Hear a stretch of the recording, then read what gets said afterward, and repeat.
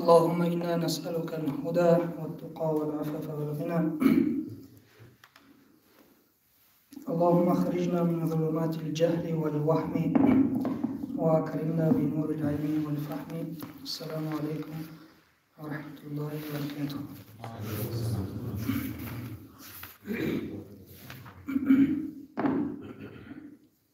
Сегодняшняя тема из книги имама Ан-Навави Риаду Салихин, глава 6 о богобоязненности таква. Иншаллах, с вами читаем аят, хадис, который говорится про таква.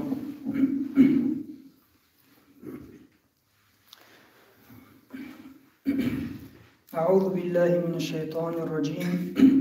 بسم الله الرحمن الرحيم. يا أيها الذين آمنوا اتقوا الله حق تقاته. Аллах Субхану ва Тааля говорит: «Я айюхаллазина аману», о те, которые уверовали. Это обращение именно к мусульманам. Есть аят, который начинается «Я айюханнас», о люди, да, обращение ко всем. А аяты, которые начинаются «Я айюхаллазина аману», о те, которые уверовали. Дальше Аллах Субхану ва Тааля говорит: «Иттакуллаха хакка тукатих». Бойтесь Аллаха, как подобает Его бояться. Слово «иттаку» от слова «таква». Что такое таква? Слово «таква» от слова «уикая», предосторожность, да, предостерегается от наказания Аллаха Субхану ва Тааля. Значит, таква – это значит, что предостерегаться от наказания Аллаха Субхану ва Тааля в судный день. Ученые сказали, таква – это шариатское значение таква – это не совершать грехи и выполнять все повеления Аллаха Субхану ва Тааля. Значит, остановиться, да, где Аллах Субхану ва Тааля сказали, это харам, не переходить границ харама, границ дозволенного, и выполнение всех его приказов. Это, да, такое короткое значение таква. Дальше. Бойтесь Аллаха, как подобает Его бояться. Здесь такой вопрос. Мы можем бояться Аллаха, как подобает Его бояться? На полностью, на 100% можем или нет? Нет. Мы можем благодарить Аллаха Субхану ва Тааля, как подобает Его благодарность? Не можем. На 100% не можем.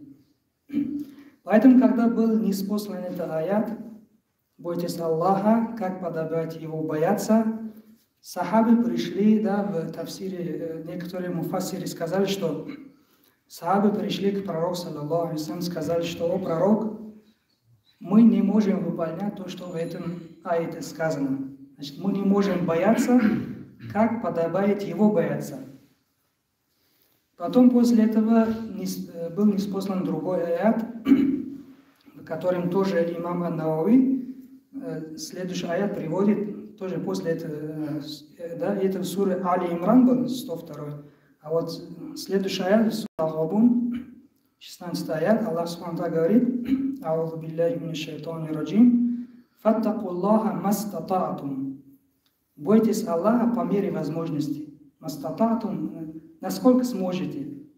Насколько сможете. Поэтому ученые сказали, что таква у всех бывает по-разному. Значит, у всех одинаково не бывает. По-разному бывает.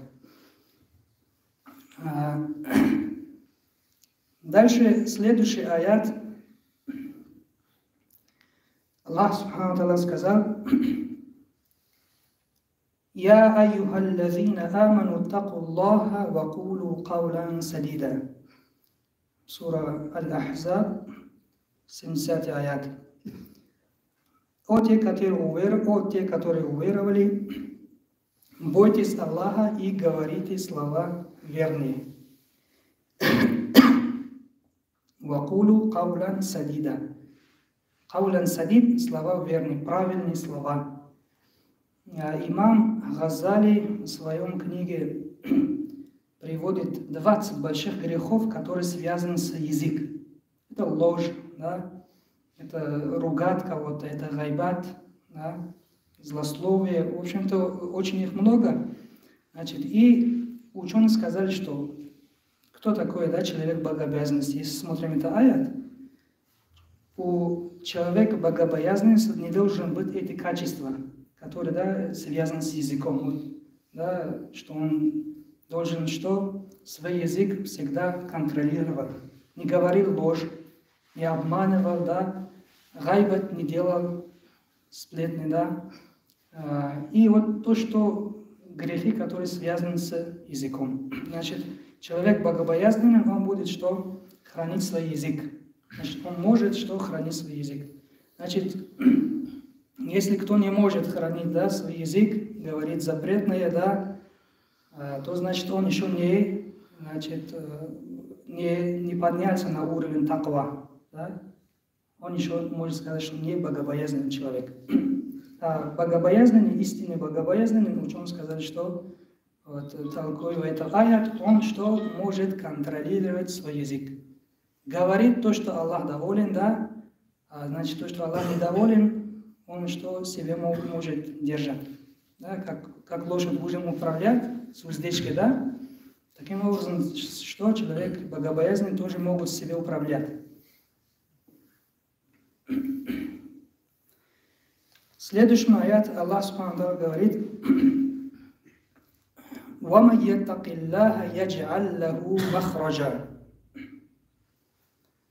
Каждому, кто будет бояться Аллаха, Аллах выводит его из положения. Ученые сказали здесь, «Ядж'аль лаху махраджа», выводит его из положения, да, которое он, значит, в плохом, да, имеется в виду плохое положение, как, да, проблеме, которые. И выводит его, Аллах Субхану его из этого проблемы, если он боится Аллаха Субхану, если оставляет какое дело, да, если его запретным, и ради Аллаха оставляет, то Аллах Субхану что выводит его из положения. И на продолжение аята Аллах Субхану говорит, что وَيَرْزُقْهُ مِنْ حَيْثُ لَا يَحْتَسِبُ.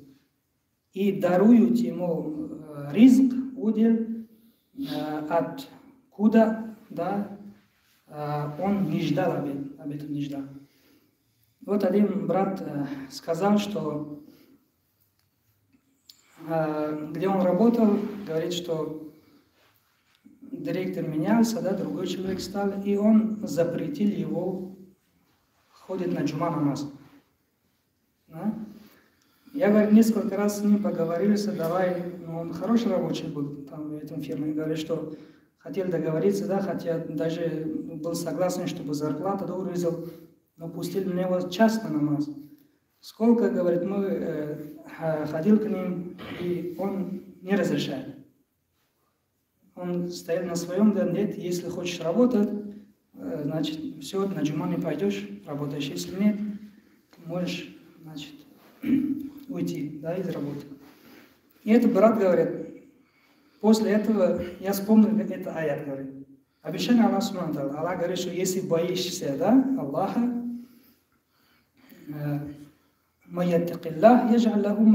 он говорит, что вспомнил это аят и сказал, что земля Аллаха широко, да, работа найдется. Поэтому, говорит, ради Аллаха я оставил работу, да, чтобы не пропускать джума намаз.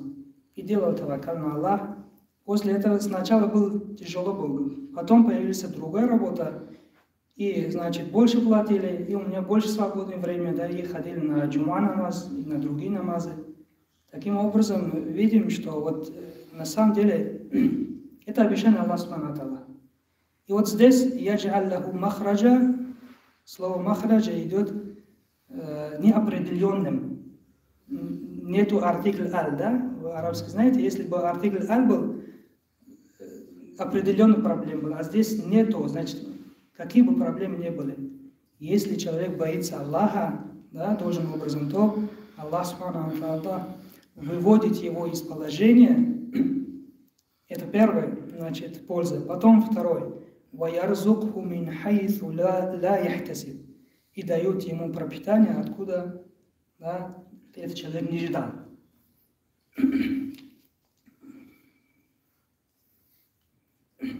Следующий аят Аллах Субхану ва Тааля говорит: «Ин таттаку Аллаха ядж'аль лакум фурқанан ва юкаффир анкум сайяатикум ва яғфир лакум валлаху зул фадлил азим». Сура Анфаль, 29 аят. Тоже начало этого аят начинается «Я аюхаллазина аману». Да, вот те, которые уверовали. Если вы будете бояться Аллаха, смотрите, какие, значит, да, пользы от таква. Если вы будете бояться Аллаха, ядж'аль лакум фурқанан. Он наделит вас способностью развлечения. Вы будете различать халал от харам, зло, да, от хорошего. У вас такое качество, что у вас сомнений не будет. Да, если вы богобоязненны, то Аллах Субхану ва Тааля дает вам такую способность, что вы будете различать, да, зло от хорошего, да, халал от харам, вы будете различать. Потом дальше, следующая файда, польза, да, сотрет ваших дурных дел. Сотрет ваши дурные дела, имеется в виду маленькие грехи, которые совершаем, да. Эта ая тоже говорит нам, что насколько вы не были богобоязненны, да, но вы, люди, совершаете какие-либо ошибки. Да, какие-либо ошибки совершаете. Поэтому за то, что вы стараетесь, да, у вас вот, вы постоянно себе контролируете, да, не переходите границы Аллаха, да, у вас есть таква, поэтому, да, вот, больше совершаете добрые дела, вот, они становятся причиной, что Аллах Субхану ва Тааля сотрет ваши дурные, какие, да, маленькие грехи, можно, да, сказать, какие вот дурные дела. Потом, следующая, да, польза, и простит вас, имеется в виду судный день, простит вас ваши грехи, да, сотрет сначала ваши дурные дела, маленькие грехи, и потом что, простит вас, может здесь, да, имеется в виду большие грехи, если человек делает тауба, не возвращает к этому греху. И последний говорит, ведь Аллах обладатель великой милости. Значит, милость Аллаха велик. Да? Поэтому никогда не сомневайтесь, то, что, да, в прощении Аллаха Субхану ва Тааля. Если даже вы совершали большие грехи, если делаете тауба, не возвращайтесь к этому греху, знайте, что Аллах, да, милость Аллаха велик, Он будет простить вас. Такой надежда, да, для всех. Кто бы ни был, да, какой бы грешник ни был человек, у него должен быть надежда на то, что Аллах Субхану ва Тааля простит его. И что касается хадис в этом главе, первый хадис, передается слово Абу Хурайра радийаллаху анху сказал: однажды пророка, саллаллаху алейхи вассалям, спросили, люди пришли, спросили: о посланник Аллаха, кто является благодарнейшим из людей? На арабском, да, я Расулуллахи, ман акраман наси. Акрам — это почетный, да? Кто является самым почетным из людей? Пророк саллаллаху сказал: самый богобоязненный. Аткакум сказал. Ведь в этом хадисе Пророк саллаллаху не сказал, что самые богобоязненные — это, значит, мы, пророки, да, не начинал говорить о людей, да, не сказал, что это арабы, это, значит, да, не арабы, нет. Сказал, что самые богобоязненные из них. Значит, это имеется в виду, что вот это врата открыты для всех. Все могут стать, да, перед Аллахом акрам, наилучшим. Каким путем? Путем только таква, богобоязненность. Да? Самым, значит, почетным, самым, да, можно сказать, любимым перед Аллахом это самый богобоязненный из людей. Потом они сказали, мы спрашиваем тебе не об этом. И пророк сам говорит, тогда Юсуф, пророк Аллаха, сын пророка Аллаха, сына пророка Аллаха, сына любимец Аллаха. Значит, пророк сам думал, что они спрашивают именно кто из людей, да? Потом пророк Мухаммад говорит, что Юсуф, алейхиссалам, пророк Аллаха, сын пророка Аллаха, сын Якуба. И сын пророка Аллаха, сын Исхака. Потом сын любимец Аллаха, сын Ибрахима. Значит, Юсуф пророк, сын Якуб, алейхиссалам, сын Исхак, алейхиссалам, и сын Ибрахим. Исмаил, алейхиссалам, да? Нет, это Ибрахим, алейхиссалам, да? Ибрахим, алейхиссалам. Потому что Исхак и Ибрахим были братья, да? Сыновья Ибрахима, алейхиссалам. Халилуллах, любимец Аллаха. Потом эти люди опять сказали, мы спрашиваем тебя не об этом. То есть, да, не об этом мы тебя спрашиваем. Посланник Аллаха, саллаллаху алейхи сказал, так вы спрашиваете меня о предках арабов, значит, вы хотели узнать среди арабов, кто самый, да, богобоязненный. Потом пророк сам отвечает, те из них, которые относились к числу лучших во время джахилия, значит, до ислама, останутся лучшими и в исламе, добавляется еще, если, да, с условием, если они что, иза факаху, если они будут обучать фикх, изучать фикх. Иза факаху, значит, что, если они усвоят, да, установление шариата, изучать фикх. Что в этом, да, слова имеется в виду? То, что пророк сам говорит, что если из арабов хотели, да, кто самые лучшие, то те, которые до ислама были, да, лучшими, имеется в виду до ислама, хайр дали, садака дали, да, как если смотрим жизненное описание сахабов, Абу Бакр до ислама тоже был щедрым, да, Умар тоже у него хорошие качества были. Все эти хорошие качества у них были до ислама. А после ислама, да, тоже эти качества у них были. Но вот пророк сам в конце добавляет, что если, да, иза факаху, если они будут изучать, значит, шариата, изучать религию. Значит, видите, какой здесь польза в этом хадисе? В начале хадиса пророка Мухаммада, когда обобщенно, да, спросили, что кто является самым почетным человеком перед Аллахом, пророк сказал, самый богобоязненный. Он не делит на народ, на пророков, на людей, нет. Сказал, что самый почетный, да, самый любимый, значит, аткахум, самый богобоязненный. Но в конце что сказал? Если они изучают фикх, если они учат религию, шариат имеется в виду. Значит, здесь какой урок? В начале хадиса пророк сам не разделял. Значит, все могут стать богобоязненными.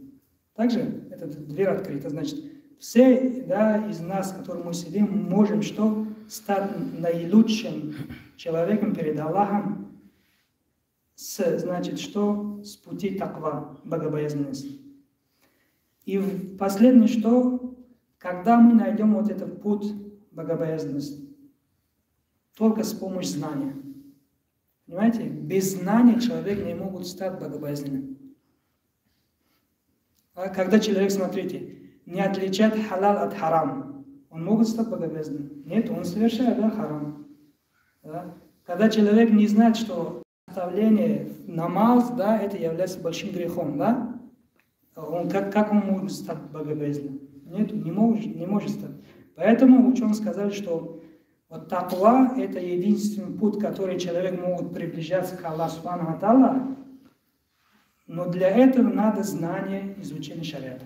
Без этого никак. Если без знания человек хочет стать богобоязненным, он становится заблудшим. Да? История, помните историю 3 сахабов? 3 сахаба пришли, спросили у жен пророка, как, да, пророк Мухаммад, значит, намаз делает. Он говорит, вот, час ночи спит и час ночи намаз читает, да, некоторые дни пост держат, некоторые нет, дни нет. И они сказали, если он пророк, то он так делает, да, то нам что больше надо усилий. Значит, один из них сказал, что я ночью больше не буду спать, постоянно буду в молитве, да. Все, говорит, я не буду больше спать. Другой сказал, что я не буду жениться, потому что это мешает, да, для поклонения. А третий сказал, что я постоянно, каждый день буду держать пост. Вот их желания тоже хотят, чтобы стать ближе к Аллаху Субхану ва Тааля, да, но это не в рамках шариата.